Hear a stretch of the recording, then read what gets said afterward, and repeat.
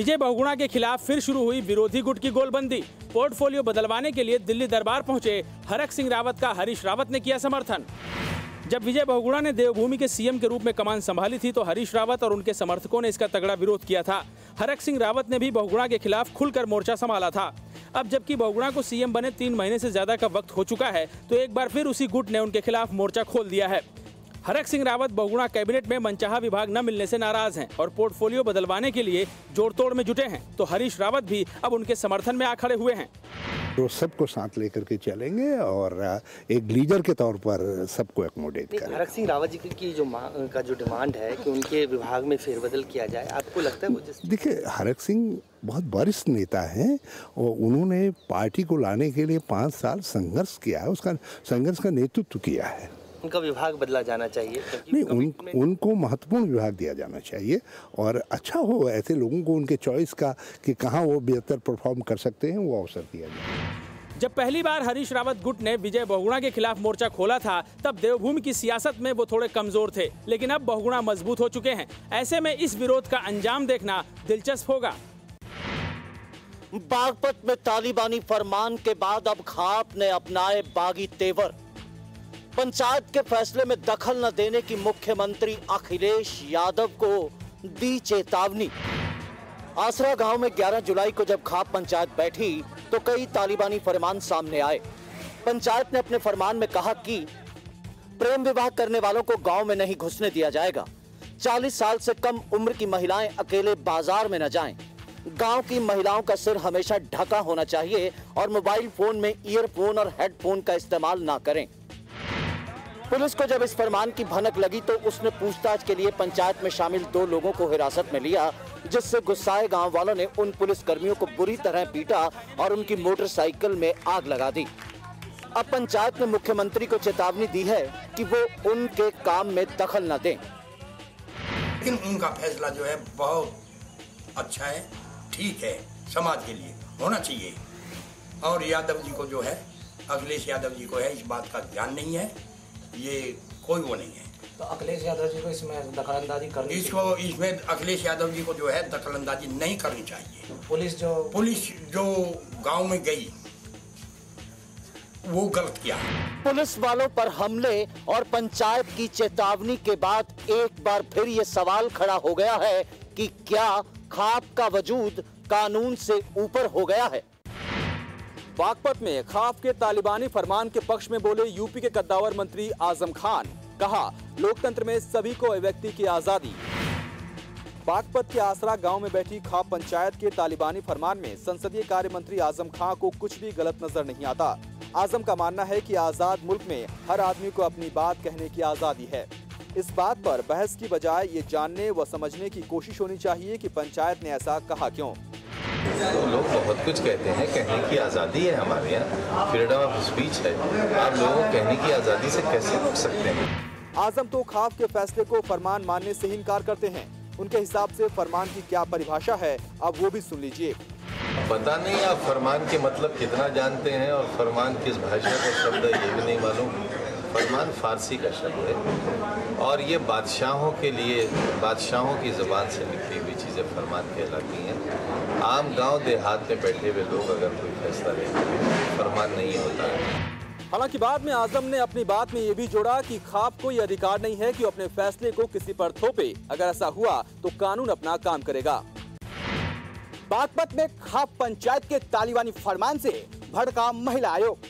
खाप को भंग करने की उठाई मांग, लेकिन भारतीय किसान यूनियन ने किया खाप पंचायत का समर्थन। प्रेम विवाह करने वालों को गांव में नहीं घुसने दिया जाएगा। 40 साल से कम उम्र की महिलाएं अकेले बाजार में ना जाएं। गांव की महिलाओं का सिर हमेशा ढका होना चाहिए। मोबाइल फोन में ईयरफोन और हेडफोन का इस्तेमाल ना करें। बागपत के आसरा गांव में बैठी खाप पंचायत के इन तालिबानी फरमानों के बाद देश में बहस शुरू हो गई है। लोकतंत्र में ऐसे फरमानों के लिए कितनी जगह है और ये कितना जायज है, ये सवाल सिर उठाकर खड़े हो गए हैं। राष्ट्रीय महिला आयोग ने जहां इन फरमानों का विरोध करते हुए खाप जैसी संस्थाओं को भंग करने की मांग की है, वहीं भारतीय किसान यूनियन खाप के समर्थन में उतर आया है। पंचायतों को, ये जो खाप पंचायतें हैं, इनको कोई संवैधानिक अधिकार नहीं है और ये कोई ज़रूरी नहीं है कि इनकी सारी बात मानी जाए। और मैं तो ये कहूँगी कि सरकार को इन पंचायतों को भंग कर देना चाहिए। ये प्रतिबंध गलत सही लगा उन पर, हम तो इसका समर्थन करें। खाप के फरमान को लेकर अलग अलग राय सामने आ रही है। जहां कुछ लोग इसे लोकतंत्र पर हमला मान रहे हैं, तो वहीं कुछ लोग इस फैसले को जायज ठहराने में लगे हैं। यूपी में दिखा गुंडई का खौफनाक चेहरा। गाजियाबाद में रेड लाइट पार करने वाली गाड़ी को होमगार्ड ने रोका तो बुरी तरह कर दी गई पिटाई। इलाज के दौरान हुई मौत।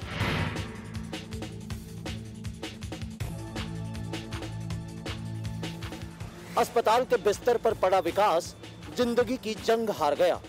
मौत ने उसे अपने आगोश में लिया तो परिजनों के सब्र का बांध टूट गया और वो होशो हवास खो बैठे। विकास अखिलेश राज में लगातार बढ़ रही गुंडई का शिकार हो गया।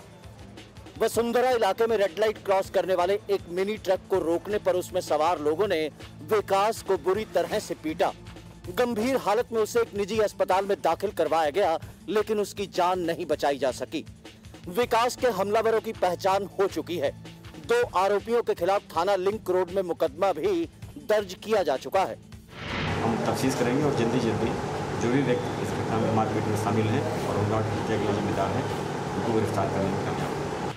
अखिलेश राज में सामने आए इस गुंडा राज का चेहरा देख लोगों पर दहशत छाई है। जब कानून के रक्षक ही सुरक्षित नहीं हैं, तो आम लोगों की जिंदगी की गारंटी भला कौन लेगा?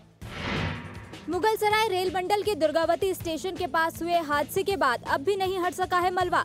लगातार जारी है काम, बारिश बन रही है बाधा।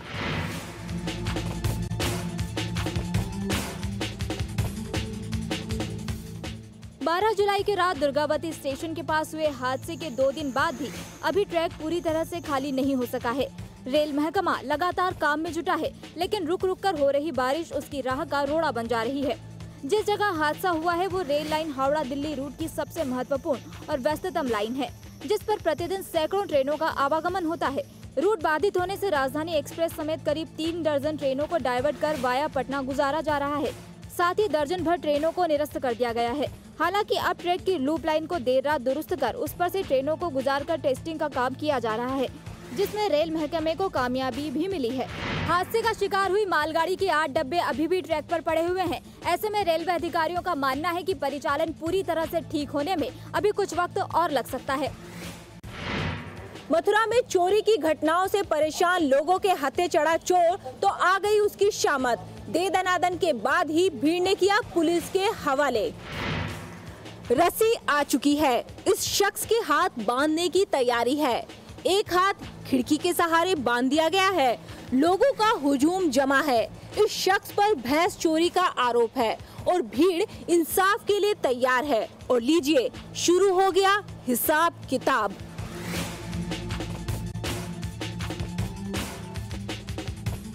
गोविंद नगर थाना क्षेत्र में इस शख्स ने एक भैंस चुराई थी, लेकिन भागते समय भीड़ के हत्थे चढ़ गया और फिर इसकी जमकर मरम्मत हुई। धुनाई के बाद जूतों की माला पहनाकर गलियों में इसका जुलूस निकाला गया। इस दौरान भी जूतम पैजार चलती रही। ये जुलूस बिरला मंदिर थाने में जाकर खत्म हुआ। कई घटनाओं के बाद भी पुलिस अब तक किसी चोर को पकड़ नहीं पाई थी। ऐसे में जब चोर पकड़ में आया तो लोगों ने उसे अच्छा सबक सिखाया।